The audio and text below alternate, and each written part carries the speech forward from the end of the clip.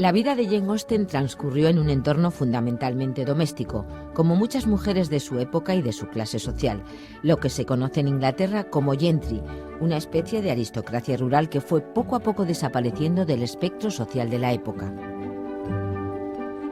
Era hija de un reverendo de la Iglesia de Inglaterra. La Iglesia es un elemento fundamental en sus novelas, en las que muchos de los personajes masculinos están relacionados con el ámbito eclesiástico. Tuvo 6 hermanos y una hermana. Su hermana Cassandra es una persona fundamental dentro de su trayectoria vital, su principal amiga, su confidente. Al igual que ella, nunca contrajo matrimonio. Según las cartas que se conservan y los documentos que nos han llegado, tenía fama de ser una gran costurera y le encantaba bailar.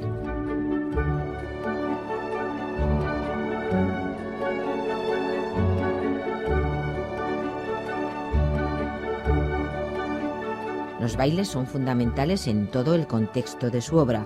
Son el momento en que los hombres y las mujeres de aquella época y clase social se encontraban y tenían la oportunidad de conocerse e intimar hasta donde se podía intimar en esos momentos. Dada la biblioteca de su padre, bastante nutrida para la época, se aficionó desde joven a la lectura y empezó a escribir a una edad muy temprana. En casa de los Austen, la familia participaba en representaciones dramáticas de distintos autores ingleses del pasado. Las obras que iba escribiendo Jane las iba leyendo en voz alta. Las representaba como una especie de lectura dramatizada en su entorno doméstico.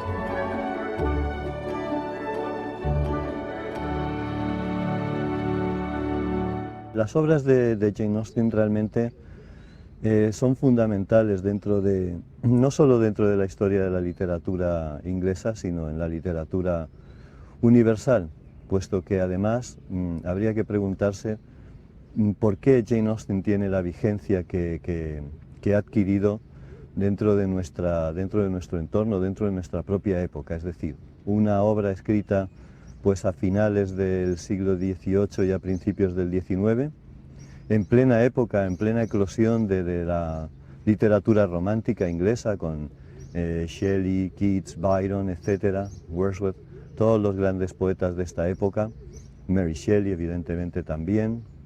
Y en esta época romántica aparece, ¿no?, la obra de Jane Austen, que de alguna manera, aunque en principio no lo parezca, de alguna forma está entroncada, de forma paródica, de forma satírica, está entroncada con la novela sentimental de Fanny Burney y de otras autoras de finales del siglo XVIII en Inglaterra, y también luego con la novela gótica, a la que Jane Austen va a parodiar completamente y va a satirizar en Northanger Abbey, la abadía de Northanger, una de sus primeras novelas, aunque se publicaría ya de manera póstuma. And she has grown very fond of reading of late. I wonder if it can be good for her, my dear, to read quite so many novels. Oh, why ever not? What could be a more innocent or harmless pastime for a young girl than reading? He was interrupted by a noise in the passage leading to the room. It approached.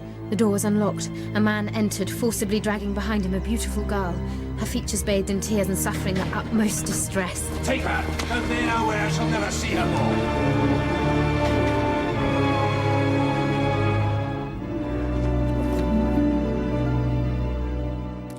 La verdad es que es sorprendente que en una época como la nuestra tenga la popularidad que tiene la obra de Jane Austen, considerando que sus temas son temas aparentemente muy tradicionales, escritas también en un estilo muy tradicional, en lo que se ha venido llamando el realismo clásico, teniendo en cuenta que se han escrito hace 200 años y que parece lo lógico que las circunstancias de hoy en día, nuestro modo de pensar, nuestro modo de vivir, nos haría pensar que ese estilo realmente está totalmente pasado. Sin embargo, la obra de Jane Austen tiene probablemente la universalidad que tiene por las características de su escritura y además los temas que trata, que son mucho más profundos de lo que a primera vista pudiera parecer. Ella hablaba de sí misma, hablaba de su obra como la talla minuciosa que se puede hacer en un trocito de marfil. Eso da idea, pues, primero de la nobleza del material, pero luego además del detalle que tienen estas obras de marfil trabajadas. Pensemos en una figurita china con ese detalle, con todas esas figuritas, esas escenas que representan. Y es que ella, tomando como base un ámbito muy reducido, como puede ser el ámbito de la familia, el ámbito del amor, del enamoramiento, el ámbito ese de lo doméstico, sin embargo trata temas que son absolutamente profundos y universales y que no por cotidianos son menos importantes. Jane Austen representa de manera muy fehaciente la dialéctica entre los sexos, puesto que sus novelas fundamentalmente se centran en la experiencia amorosa, pero no desde la perspectiva de sus contemporáneos ingleses románticos, esos amores exagerados, hiperbólicos, tremendamente apasionados, sino desde una perspectiva completamente diferente.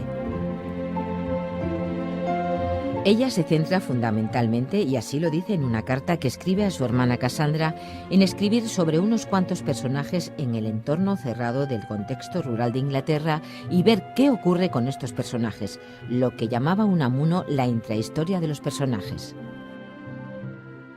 Pensemos que estas obras están escritas en pleno apogeo de las guerras napoleónicas. Inglaterra había declarado la guerra a Francia. Y bueno, ahí vemos ese movimiento de soldados, ¿no?, en muchas de sus obras, pero apenas se hacen referencias a las guerras napoleónicas ni a todos estos acontecimientos históricos de comienzos del siglo XIX que estaban convulsionando al mundo, o por lo menos a la Europa de aquella época.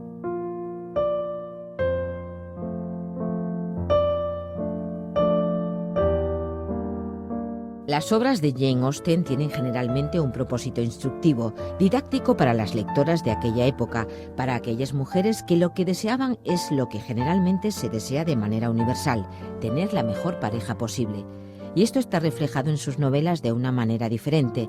Ese héroe byroniano tan prototípico de esta época se ve convertido en un personaje distinto. Los protagonistas masculinos son románticos en otro sentido, en lo emocional, en lo sentimental. Son personajes que a menudo aparecen como tremendamente carismáticos, pero que luego van a derivar hacia otras perspectivas, hacia otras interpretaciones del personaje masculino. No son el príncipe azul, son personajes que se les muestra con sus defectos. Al igual que los personajes femeninos, tienen que pasar por un aprendizaje para llegar a tener una experiencia amorosa plena y alcanzar el final feliz.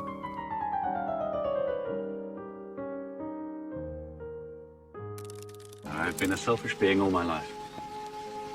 As a child, I was given good principles, but was left to follow them in pride and conceit. And such I might still have been, but for you. Dearest, loveliest Elizabeth.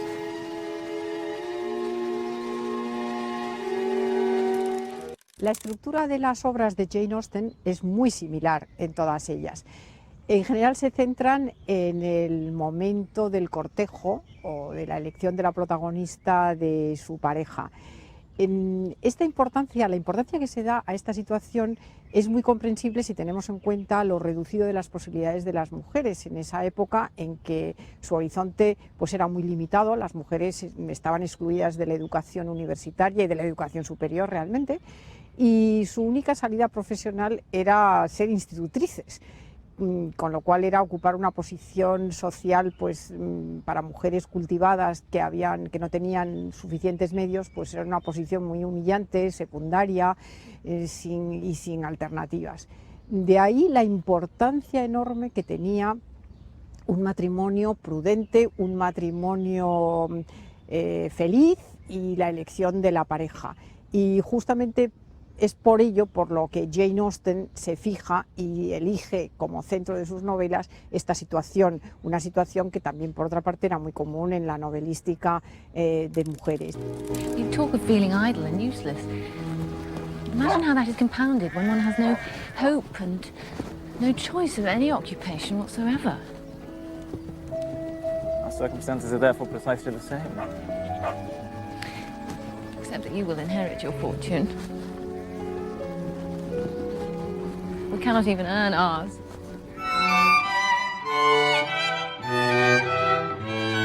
Las novelas de Jane Austen se centran en una protagonista que tiene que superar una serie de obstáculos para integrarse en la vida social de su entorno y recibe el premio después de muchos disgustos, de adquirir conocimientos sobre ella misma, de perfeccionarse de alguna manera.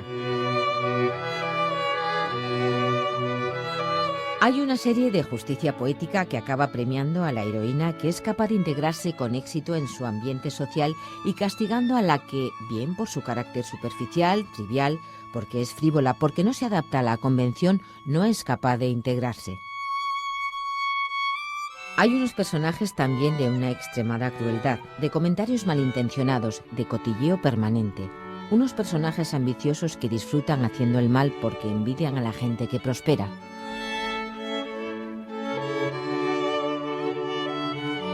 La educación es muy importante en una sociedad estamental, en un ámbito social en el que debe imperar el decoro, las buenas costumbres, el no traspasar ciertos límites, ciertas barreras desde una perspectiva sociosexual y donde toda transgresión en este sentido de alguna manera es castigada o retribuida. La educación es un tema prioritario, la educación de las mujeres y sobre todo la educación de los hombres. My idea of good company, Mr. Elliot, is the company of clever, well-informed people who have a great deal of conversation. You are mistaken. That is not good company. That is the best.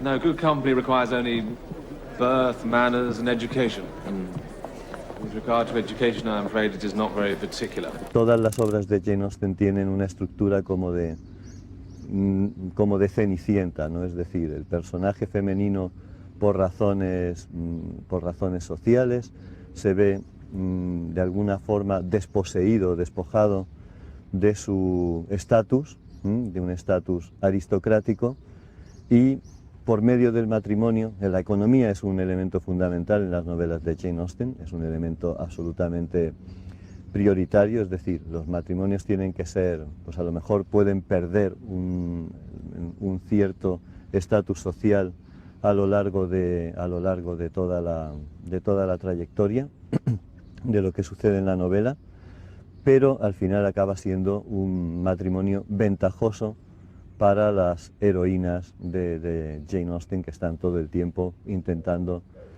o esperando a que llegue su oportunidad. En ese sentido, claro, son mujeres que no tienen una movilidad, no tienen una movilidad social como la mayoría de mujeres de la época, sobre todo de esta categoría social, ¿no?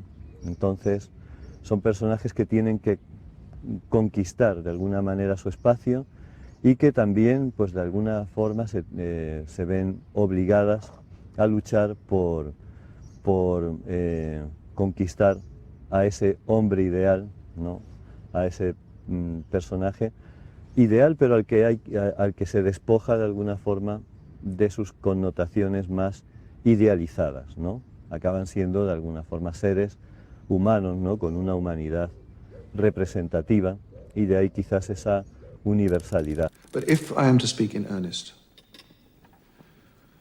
what I desire above all in a wife is firmness of character. A woman who knows her own mind. I cannot abide timidity or feebleness of purpose. A weak spirit which is always open to persuasion, first one way and then the other, can never be relied upon. Well, we must see what we can do.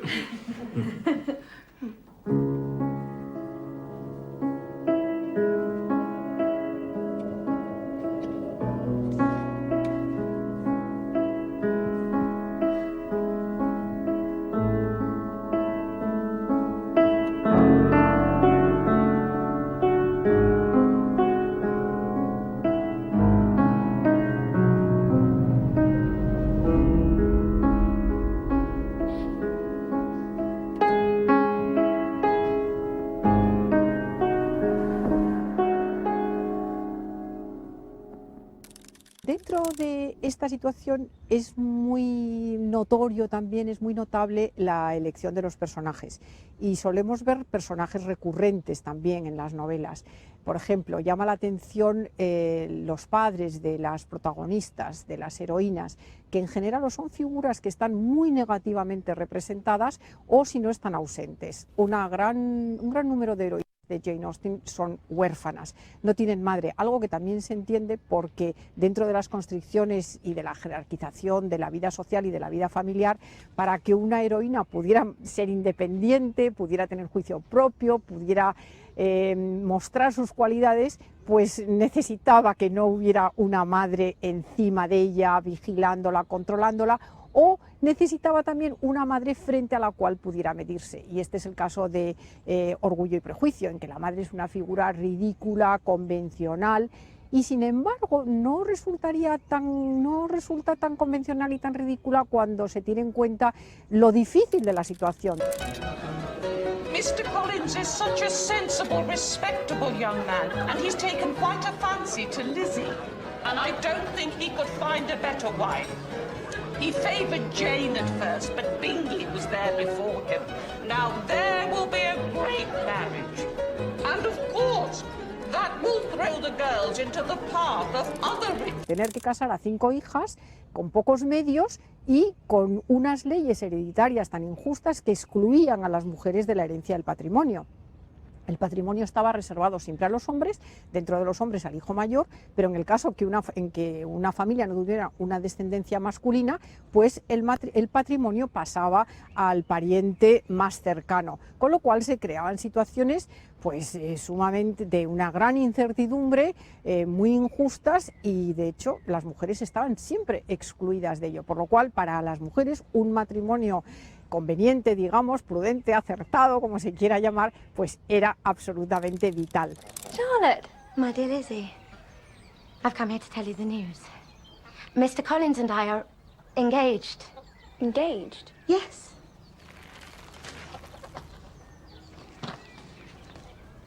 To be married? Yes, of course, Lizzie. What other kind of engaged is there? Oh, for heaven's sake, Lizzie, don't look at me like that. There is no earthly reason why I shouldn't be as happy with him as any other. But he's ridiculous. Oh, hush. Not all of us can afford to be romantic. I've been offered a comfortable home and protection. There's a lot to be thankful for. Charlotte. I'm 27 years old. I've no money and no prospects. I'm already a burden to my parents. And I'm frightened. So don't judge me, Lizzie. Don't you dare judge me.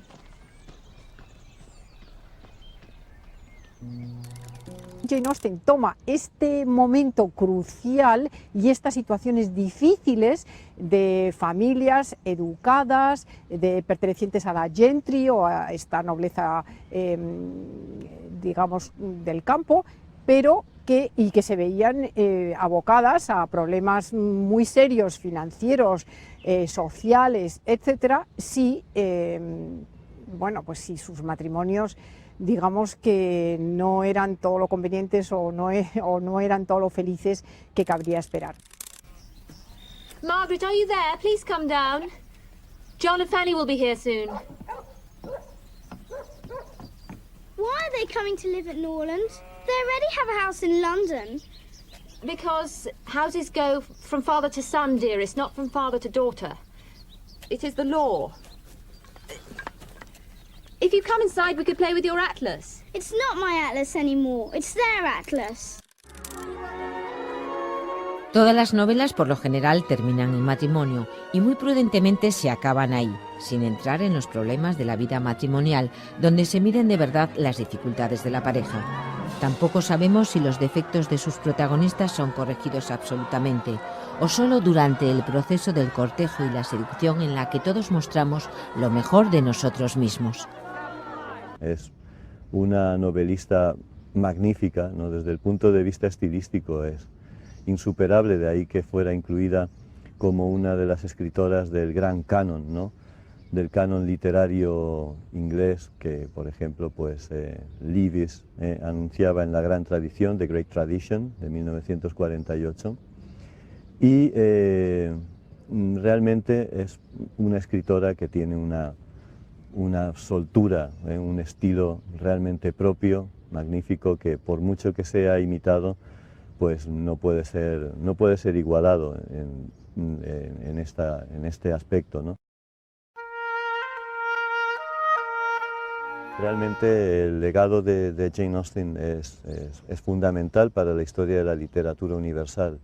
Yo creo que gran parte de la novela romántica, ¿no?, del romance actual, pues de alguna manera parte de los patrones, de los paradigmas que Jane Austen fijó. La importancia o la huella de Jane Austen en la cultura popular contemporánea es enorme, es vastísima.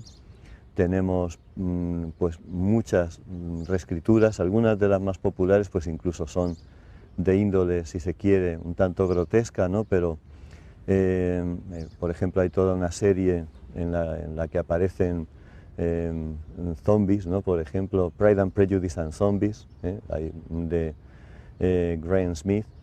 Se han hecho videojuegos de las obras de Jane Austen. Las versiones cinematográficas pues son muchas de ellas realmente significativas también en este sentido. Han quedado como fijadas ahí dentro de toda la trayectoria de la cultura popular contemporánea. También incluso el marketing, el merchandising. Son muchas las revisiones y muchas las versiones de las obras de Jane Austen. Por ejemplo, en el cine pues son famosas no es la primera versión, pero una de las primeras, de las más famosas quizás, es la de Pride and Prejudice, de Orgullo y Prejuicio, de Greer Garson y Laurence Olivier, de 1940, una magnífica versión que ya sería la primera de otras muchas versiones que se han hecho. Now that you've been forewarned of my eagerness to dance with you, may I hope that you will do me the honor? I am afraid that the honor of standing up with you, Mr. Darcy, is more than I can bear. Pray excuse me. The loss is mine, I'm sure. An unhappy alternative is before you, Elizabeth. Your mother will never see you again if you do not marry Mr. Collins. And I will never see you again if you do. Tenemos, pues, por ejemplo, la que hace no muchos años interpretó Keira Knightley, con bastante éxito de público. I've never seen so many pretty girls in my life. You are dancing with the only handsome girl in the room. She is the most beautiful creature I have ever beheld. But her sister Elizabeth is very agreeable. Perfectly tolerable, I dare say. Not handsome enough to tempt me. You'd better return to your partner and enjoy her smiles. You're wasting your time with me.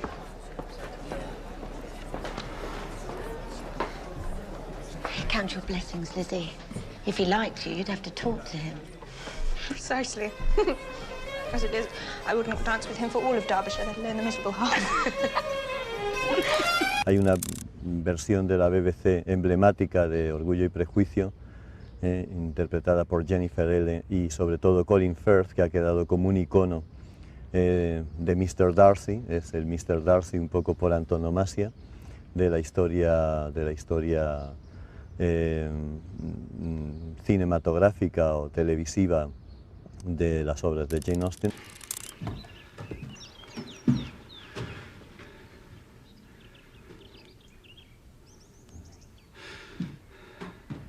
In vain I have struggled. It will not do. My feelings will not be repressed. You must allow me to tell you how ardently I admire and love you. In declaring myself thus, I am fully aware that I will be going expressly against the wishes of my family, my friends, and I hardly need add my own better judgment. The relative situation of our families is such that any alliance between us must be regarded as a highly reprehensible connection. Indeed, as a rational man, I cannot but regard it as such myself, but it cannot be helped.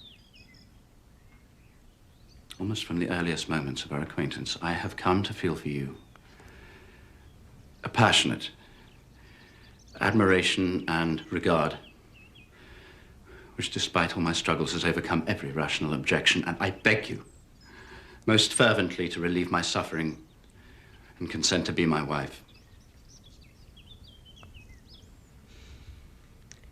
In such cases as these, I believe the established mode is to express a sense of obligation. But I cannot.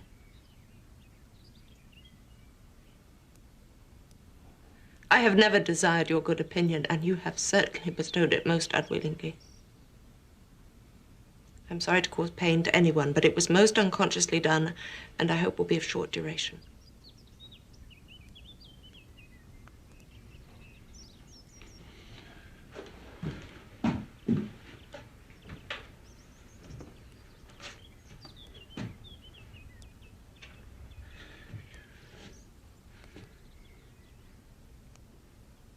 And this is all the reply I'm to expect. I might wonder why, with so little effort at civility, I'm rejected. And I might wonder why, with so evident a desire to offend and insult me, you chose to tell me that you like me against your will, against your reason, and even against your character. Was this not some excuse for incivility if I was uncivil? Un legado absolutamente imprescindible para entender toda la tradición literaria, no solo de la literatura inglesa y no solo de la cultura inglesa, sino de la literatura y la cultura universal, como se ven pues en múltiples revisiones de su obra. Por ejemplo, está la adaptación de Orgullo y Prejuicio, que también tuvo gran éxito, al estilo Bollywood, ¿no? Pride and Prejudice.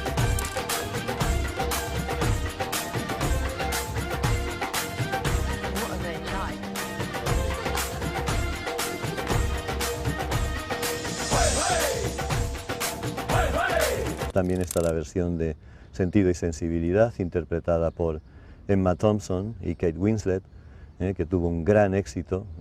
La dirigió Ang Lee, del año 1995, y ahí aparece, por ejemplo, pues una representación bastante fidedigna de la novela de Jane Austen, pero con adaptaciones ya más contemporáneas o con elementos más dirigidos al público contemporáneo. We're so happy that you chose to invite Edward to Norland. He's a dear boy. We're all very fond of him. We have great hopes for him. Much is expected of him by our mother with regard to his profession. Naturally. And in marriage. She's determined that both he and Robert will marry well. Of course. But I hope she desires them to marry for love. Love is all very well, but unfortunately we cannot always rely on the heart to lead us in the most suitable directions. You see, my dear Mrs. Dashwood, Edward is entirely the kind of compassionate person upon whom penniless women can prey. And having entered into any understanding, he would never go back on his word. He is simply incapable of doing so. But it would lead to his ruin. I worry for him so, Mrs. Dashwood. My mother has always made it perfectly plain that she will withdraw all financial support from Edward should he choose to plant his affections in less exalted ground than he deserves. I understand you perfectly. Y bueno, hay otras muchas versiones, hay versiones incluso no solo ya de las propias novelas de Jane Austen, como Emma, interpretada por Gwyneth Paltrow, por ejemplo, sino también hay películas basadas en la propia vida de Jane Austen, como La joven Jane Austen, Becoming Jane, que trata de la única experiencia, digamos, amorosa que se conoce de la vida de Jane Austen, y un enamoramiento que tuvo y que, según algunos biógrafos, dio pie a luego la representación que hace de los personajes masculinos y de la relación entre los sexos en sus novelas. My uncle has refused to give his consent. The letter has done its work. Who sent it? Lady Gresham? Or her nephew.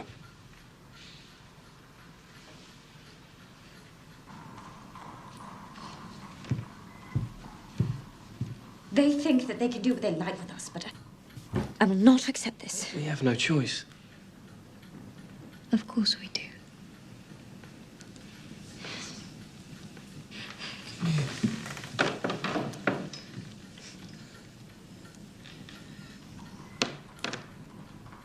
I depend entirely upon...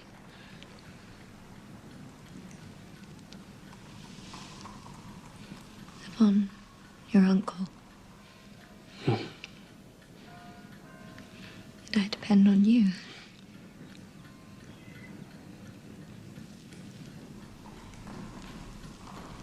So what will you do? What I must. I have a duty to my family, Jane. I must think of them as well as... Tom.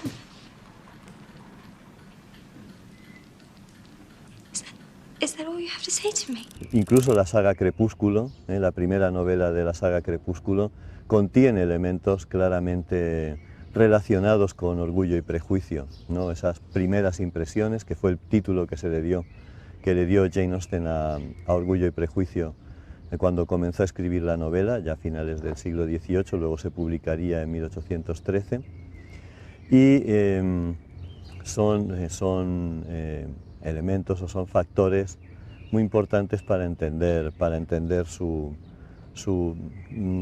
la vigencia que adquieren sus novelas, que adquiere toda su obra en nuestra propia época, en nuestro propio entorno, en nuestro ámbito, ¿no? I have been told there is much to see upon a walk, but all I have detected so far is a general tendency to green above and brown below. As well, others have detected more. It is celebrated. There is even a book about Selborne. Oh. A novel, perhaps? What, novels? Being poor, insipid things read by mere women. Even, God forbid, written by mere women. I see. We are talking of your reading. As if the writing of women did not display the greatest powers of mind, knowledge of human nature, the liveliest effusions of wit and humour, and the best chosen language imaginable. Ahora que se cumple el bicentenario de Orgullo y Prejuicio, en 2003 la BBC hizo una gran encuesta en Inglaterra, secundada por las principales librerías, una encuesta llamada The Big Read, la gran lectura, ¿no? Y para ver cuáles eran los libros más populares de toda la tradición inglesa, ¿no? de toda la traducción británica, ¿no?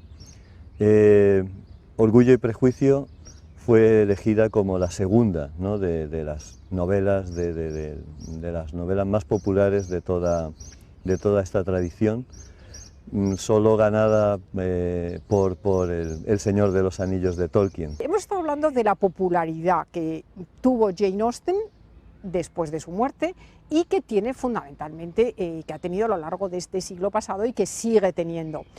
Un aspecto de esta popularidad es el de las numerosísimas reescrituras de todo tipo que se han hecho de sus obras. A mí me gustaría hablar de dos de ellas. Una realizada por la escritora inglesa Emma Tennant, que retoma Orgullo y Prejuicio y escribe un par de secuelas, un par de continuaciones de la obra.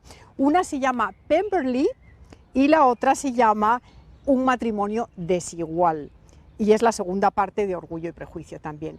¿Qué objetivo tienen estas reescrituras? Pues el objetivo fundamental es precisamente, digamos que ironizar sobre el supuesto realismo de estas novelas, que se definen como realistas y que, como digo, son lo menos realista de este mundo, ¿no? Entonces, lo que hace Emma Tennant es una especie de pastiche, y lo hace además muy bien y con mucho sentido del humor, agudizando hiperbólicamente todos los elementos fundamentales de la obra de Jane Austen. Hemos hablado antes de la ironía. Bueno, quizás la frase más, la cita más popular o la frase más citada de la literatura inglesa es el principio de la novela Orgullo y Prejuicio. Es una verdad universalmente reconocida que todo hombre en posesión de una fortuna está buscando una esposa. Claro, es una ironía profunda si tenemos en cuenta que la novela es justamente lo contrario. Toda mujer está en busca de un buen marido y que en posesión de una fortuna, y cuanto más mejor. Mr. Bennet, wonderful news! Netherfield Park is let at last. Is it? Yes, it is, for I have just had it from Mrs. Long. And do you not want to know who has taken it? You want to tell me, and I have no objection to hearing it. Why, then it is taken by a young man of large fortune from the north of England. A single man of large fortune, my dear. He came down on Monday in a chaise and four to see the place. His name is Bingley, and he will be in possession by Michaelmas. And he has 5,000 a year. What a fine thing for our girls. How so? How can it affect them? Oh, Mr. Bennett, how can you be so tiresome? You must know that I'm thinking of his marrying one of them. For a single man in possession of a good fortune must be in want of a wife. Yes, he must indeed. ¿Qué hace Emma Tennant? Pues seguir a los personajes después del matrimonio. Y entonces su primera novela empieza al año de haberse casado y su segunda novela cuando ya llevan 20 años casados, Darcy y Elizabeth. Y entonces con esa ironía característica de Jane Austen, Emma Tennant retoma el principio de la novela y dice: es una verdad universalmente reconocida que un hombre casado, en posesión de una fortuna, necesita un heredero, un hijo que le herede, ¿no? Y entonces vamos a ver los problemas que se encuentran Darcy y Elizabeth, porque resulta que parece que no tienen hijos. Y vemos pues ya irónicamente cómo el matrimonio altera muchas de las promesas de felicidad con las que se cerraba la novela realista, y luego vamos a ver hiperbólicamente tratados pues todos esos personajes que realmente hacían que una vida pudiera ser tan difícil y tan cruel en ese pequeño círculo que Jane Austen explora. My eldest sister is currently in London. Perhaps you happen to see her there. I haven't been fortunate enough, You no. play the pianoforte, Miss Bennett? A little, Mum, and very poorly. Oh. You draw? No, not at all. Your sisters, do they draw? Not one. It's very strange. I suppose you had no opportunity. Your mother should have taken you to town every spring for the benefit of the masters. I'm sure my mother wouldn't have minded, but my father hates town. Has your governess left you? We never had a governess. No governess? 5 daughters brought up at home without a governess. I never heard such a thing. Your mother must have been quite a slave to your education. Not at all, Lady Catherine.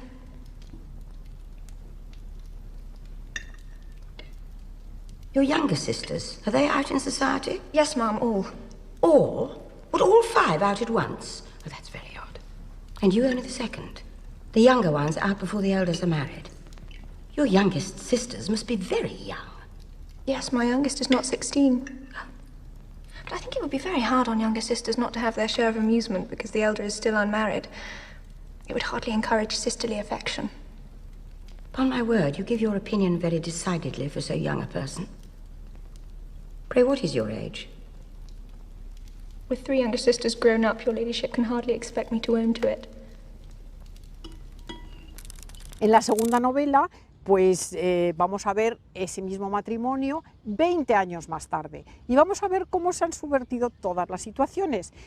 Su primo Collins, que era un reverendo que se había quedado con el patrimonio de los padres de Elizabeth y que las había situado en una situación tan desafortunada, con lo cual entendemos que la madre estuviera neurótica, que la madre estuviera obsesionada con casar a sus hijas, que por casar a sus hijas hiciera el ridículo que hubiera que hacer, que realmente hubiera perdido un poco la cabeza, un poco los nervios, que fuera un poco el hazmerreír de todos en su entorno. Y ahora vamos a ver que Collins, a su vez, pues tiene también 4 niñas, con lo cual se enfrenta con la misma situación que él ha provocado.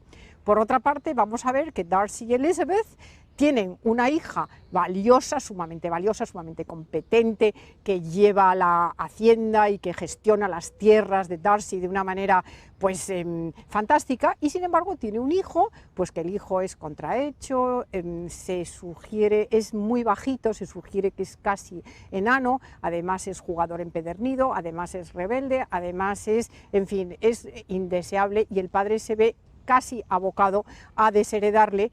Y, en fin, todo esto pues reactiva otra vez todas las situaciones pues de hostilidad, envidia, cotilleo, crueldad extrema a la que unos personajes teóricamente privilegiados y con una situación social envidiable, sin embargo, vemos que no están exentos de todos estos problemas de la vida real. Quizá la grandeza de Jane Austen consiste en que en este trocito de realidad que ella toma y con la minuciosidad que la caracteriza, pues es capaz de representar ese sufrimiento profundo que situaciones pues que quien no las vive no puede comprender ocasionan.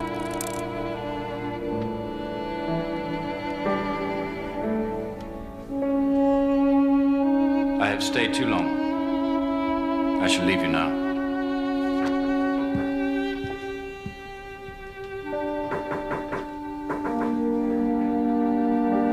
Come in. I thought you would not be in bed yet.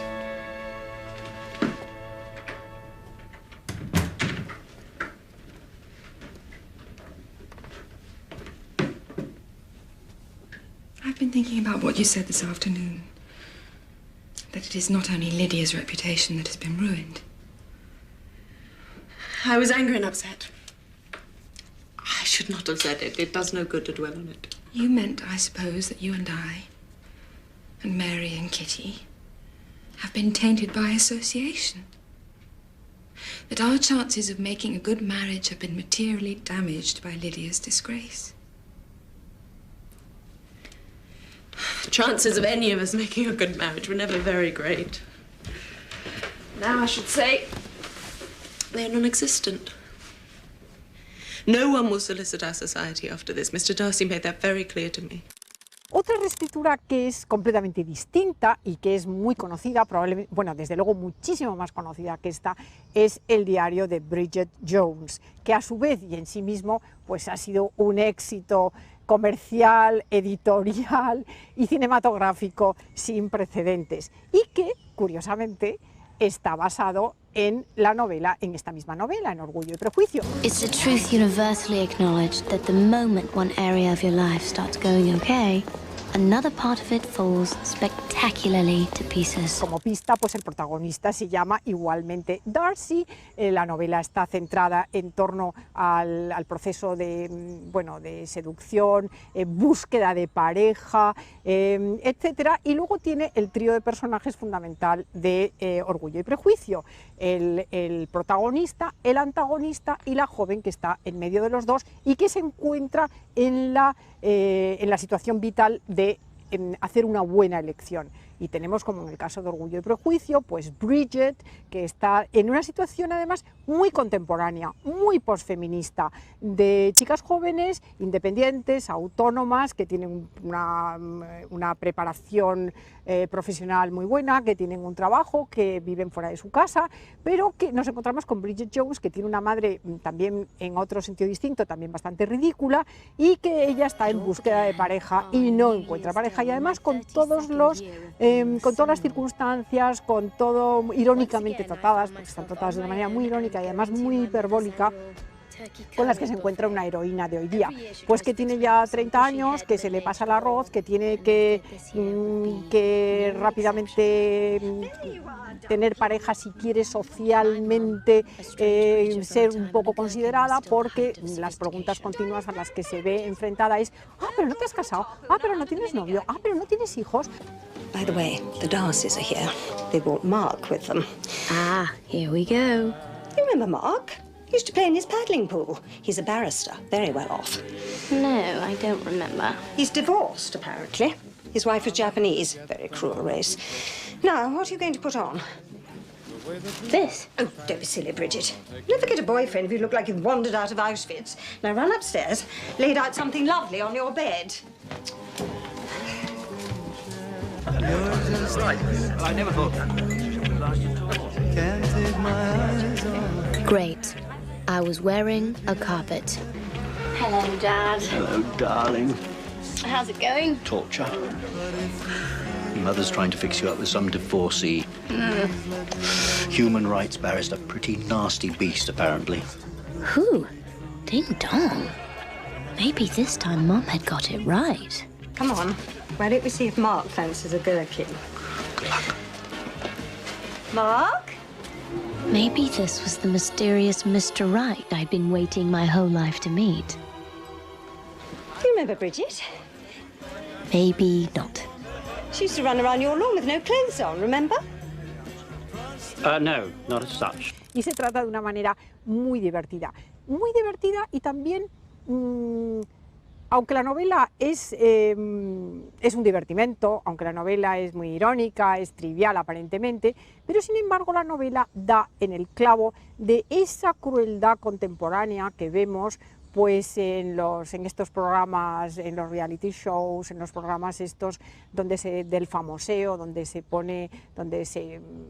del cotilleo, donde de alguna manera se trata de forma extrema esa crueldad del ser humano ante las personas o que despiertan envidia o que no triunfan o que confiriendo una gran inseguridad a muchos momentos de la vida, ¿no? Vemos a Bridget, que está obsesionada, por ejemplo, por el tipo, por el físico, por el peso, por la soledad, por un poco como el entorno social, por el que dirán, por el que dicen, en fin, por todas esas situaciones que aunque son aparentemente triviales, sin embargo, pues son causa de falta de autoestima, son causa de verdaderos problemas psicológicos, por así decir, ¿no?